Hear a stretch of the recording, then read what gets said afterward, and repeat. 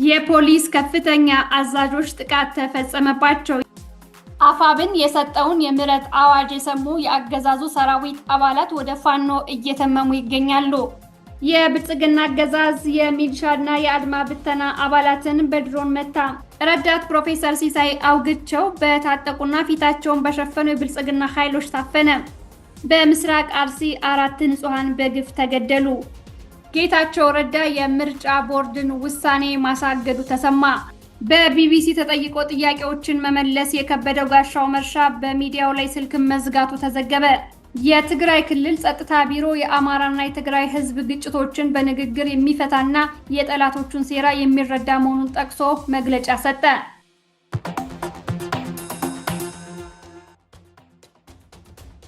ሰላም ጤና ይስጥልኝ የፍሪ ፕሬስ ቻናል ተመልካቾቻችን እንደምን አላችሁ? ዕለታዊ ዜናዎችን ይዘን ቀርበናል። መልካም ሞላ ነኝ። የፖሊስ ከፍተኛ አዛዦች ጥቃት ተፈጸመባቸው። የአፋብን ቴዎድሮስ እዝ 206ኛ ኮር በደብረ ማርቆስ ከተማ ሌሊት 8 ሰዓት በፈጸመው ጥቃት ምክትል ኢንስፔክተር ወረታውን ጨምሮ 3 የፖሊስ አባላት ሲሞቱ 2 ከባድ ቁስለኛ መሆናቸው ተሰምቷል። ሌሊት በዩኒቨርሲቲው መስመር ከቀበሌ 2 ወደ 1 በሚወስደው አውራ ጎዳና ሲንቀሳቀሱ የፋኖ አባላቶች ጥቃት መፈጸማቸው ተሰምቷል። በፋኖ መዋቅር ስር ባለው አዳኝ ቡድን ከተማዋን በሚቃኙ ፖሊሶች ላይ የተጠና ጥቃት ተፈጽሟል። አፋብን የሰጠውን የምህረት አዋጅ የሰሙ የአገዛዙ ሰራዊት አባላት ወደ ፋኖ እየተመሙ ይገኛሉ። አፋብን ጎንደር ጠቅላይ ግዛት እዝ የአገዛዙ ሻንበል መሪ ይዟቸው የመጣ 11 የአድማ ብተና አባላትን ተቀብሏል። ከክፍለ ጦሩ አዛዥ አርበኛ ዝናው አየነው ጋር በተደረገው ንግግር የሻምበል መሪው 1 ብሬን 11 የነፍስ ወከፍ ክላሽ ትጥቅ ይዞ አባላቶቹን ሰብስቦ ፋኖን ተቀላቅሏል። የብልጽግና አገዛዝ የሚሊሻና የአድማ ብተና አባላትን በድሮን መታ። የብልጽግና አገዛዝ ደልጊ ላይ ሲላላኩና ስልጣኑ ሲጠብቁለት የቆዩ የአድማ ብተናና የሚሊሻ አባላትን በድሮን መቷቸዋል። በቅርቡ በጎንደር በለሳ ብልጽግናን አምነው ስልጣኑን ሊጠብቁለት የተሰበሰቡ ሚሊሻዎች ላይ በተፈጸመ የድሮን ጥቃት ከ100 በላይ የሚሊሻ አባላቶች መሞታቸው ይታወሳል። በተመሳሳይም በዛሬው ዕለት በደልጊ አገዛዙ ሚሊሻና ፖሊሶችን በድሮን ጥቃት ፈጽሞባቸዋል። ረዳት ፕሮፌሰር ሲሳይ አውግቸው በታጠቁና ፊታቸውን በሸፈኑ የብልጽግና ኃይሎች ታፈነ። ላለፉት 2 ዓመታት በግፍ እስር ላይ የሚገኘውና በሐሰት ተከስቶ የነበረው ረዳት ፕሮፌሰር ሲሳይ የካቲት 16 በነበረው ውሎ በዋስ እንዲወጣ ተፈቅዶ ነበር። ቤተሰቡ የተጠየቁትን 100 ሺህ ብር ከፍለው ከቂሊንጦ ማረሚያ ቤት እስኪወጣ እየጠበቁ እንደነበር ፍሪ ፕሬስ ሰምቷል። ብልጽግና ያሰማራቸው አፋኝ ኃይሎች ረዳት ፕሮፌሰር ሲሳይ አውግቸውን ከቂሊንጦ በር ላይ ጠብቀው አፍነው ወስደውታል። በትናንትናው ዕለት እገታው የተፈጸመ ሲሆን የተለመደው የብልጽግና መንግስት የአፈና ተግባር ቅጥያ መሆኑ ተጠቁሟል። በምስራቅ አርሲ 4 ንጹሃን በግፍ ተገደሉ። ትናንት የካቲት 18 2018 ዓ.ም በምስራቅ አርሲ ዞን መርቲ አምቦሳ ወረዳ ፈርቀሳ ቀበሌ ሌሊት በታጠቁ ኃይሎች በተፈጸመ ጥቃት 3 ኦርቶዶክሶችና 1 ሙስሊም በግፍ ተገድለዋል። ከ10 በላይ የሚሆኑ ኦርቶዶክሳውያን አርሶ አደሮች መኖሪያ ቤታቸው የቀንድ ከብቶችና የእህል ጎተራዎች ነደዋል። ጌታቸው ረዳ የምርጫ ቦርድን ውሳኔ ማሳገዱ ተሰማ። ምርጫ ቦርድ በአማራ ርስቶችን የተመለከተ ያወጣውን ውሳኔ በጌታቸው ረዳ የተወከለው ስምረት ፓርቲ ማሳገዱን በደብዳቤ አሳውቋል። ሰብለ ክንፈ፣ ወንደሰን ታደሰና አሸናፊ ወርቅነህ የተባሉ ዳኞች አከራካሪ ሲሉ የጠሯቸውን የምርጫ ክልሎች በተመለከተ የተሰጠውን የምርጫ ቦርድ ውሳኔ አግደውታል። አብይ አህመድ የሚያዛቸው ምርጫ ቦርድና ፍርድ ቤቶች የሚሰሩትን ድራማ ቀጥለዋል። በቢቢሲ ተጠይቆ ጥያቄዎችን መመለስ የከበደው ጋሻው መርሻ በሚዲያው ላይ ስልክ መዝጋቱ ተዘገበ። አብንን ለአብይ አህመድ ከሸጡት ባንዳዎች መካከል አንዱ የሆነው ጋሻው ከቢቢሲ ጋር የተቋረጠ ቆይታ አድርጓል። አብይ አህመድ ፖስታ ቤት ስራ የቀጠረውና ስሙ በሙስና የሚነሳው ጋሻው ከቢቢሲ ጋር ቆይታ አድርጓል። አብን ደብዛው ጠፍቷል። በምትወክሉት ክልል በሚካሄደው ትግል ቀውሶች ቢያጋጥሙም አብን ምንም ሲል አይሰማም ተብሎ ከቢቢሲ ተጠይቋል።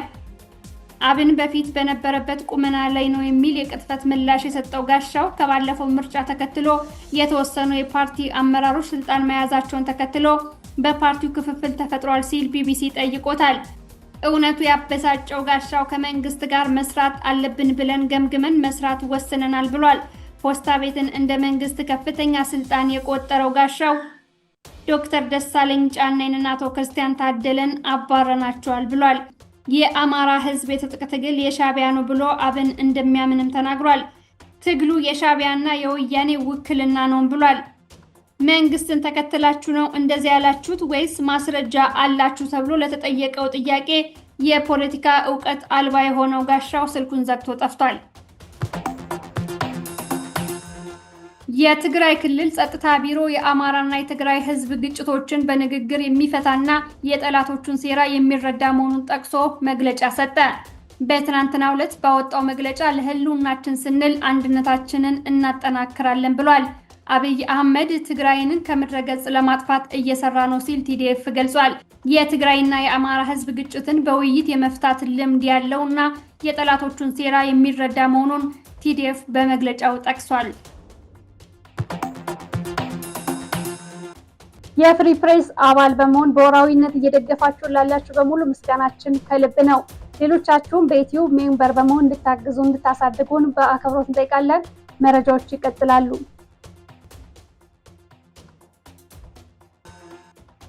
የውጭ ዜና። ሰሜን ኮሪያ ከአሜሪካ ጋር ወዳጅ ልትሆን እንደምትችል መሪዋ ተናገሩ። የሰሜን ኮሪያው መሪ ኪም ጆንግ ኡን የሀገራቸውን የኒውክሌር ጦር መሳሪያ አቅምን ለማስፋፋት እቅድ እንዳላቸውና ይህንንም አሜሪካ እንድታከብር ጥሪ አቅርበዋል። አሜሪካና ሰሜን ኮሪያ ወዳጅ መሆን እንደሚችሉ የተናገሩት ኪም ነገር ግን የሚሆነው አሜሪካ ሰሜን ኮሪያ የኒውክሌር ጦር መሳሪያ ባለቤት መሆኗን ስትቀበል ነው ብለዋል። ይህ በፓርቲያቸው ስብሰባ ላይ የተደረገው የመሪው ንግግር ፕሬዚዳንት ትራምፕ በመጪው ሚያዝያ ቻይናን በሚጎበኙበት ወቅት ድርድር ለማድረግ የሚያስችል እድል ለመክፈት የታሰበ ነው ተብሏል። ነገር ግን ኪም ደቡብ ኮሪያን ዋነኛ ጠላት በማለት ከጎረቤታቸው ጋር ሊኖር የሚችልን ዲፕሎማሲያዊ ግንኙነት ተስፋ አጨልመውታል ሲል ቢቢሲ ዘግቧል። ሶማሌላንድ ባለፈው ታህሳስ የመጀመሪያውን የአገርነት እውቅና በሰጠቻት እስራኤል ውስጥ አምባሳደር ሆኖ የሚወክሏትን ከፍተኛ ዲፕሎማት ሾመች። የሶማሌላንድ ፕሬዝዳንት ጽሕፈት ቤት ሙሐመድ ኦማር ሃጊ ሙሐመድ በእስራኤል ውስጥ የሀገሪቱ አምባሳደርና ቋሚ መልእክተኛ እንዲሆኑ መሾማቸውን ባወጣው የሹመት ደብዳቤ አሳውቋል። በአምባሳደርነት የተሾሙት ከፍተኛ ዲፕሎማቱ በፖለቲካ ሳይንስና ዓለም አቀፍ ግንኙነት የዶክትሬት ዲግሪ አላቸው ተብሏል። ቀደም ሲልም በውጭ ጉዳይ ላይ የፕሬዝዳንቱ ዋነኛ አማካሪ እንዲሁም በታይዋን ውስጥ የሶማሌላንድ ተወካይ ነበሩ። የእስራኤል የውጭ ጉዳይ ሚኒስተር ሹመቱ በሶማሌላንድ እና በእስራኤል መካከል በተደረሰው ስምምነትና በውጭ ጉዳይ ሚኒስቴር ጌዲዮን ሳኦር የሶማሌላንድ ጉብኝት መሰረት የተከናወነ መሆኑን በመግለጽ እንደተቀበለው አሳውቋል። ዚምባብዌ የአፍሪካ ሀገራት ከአሜሪካ ጋር የደረሱትን የጤና ስምምነት ውድቅ አደረገች። ይህ ስምምነት በኢትዮጵያ መፈረሙ ይታወሳል። አሜሪካ እንዲሰጣት በምትጠይቀው ጥበቃ የሚፈልጉ መረጃዎች ምክንያት ዚምባብዌ ከአሜሪካ $376 ሚሊዮን የሚያስገኝላትን የጤና ስምምነት ውድቅ አድርጋለች።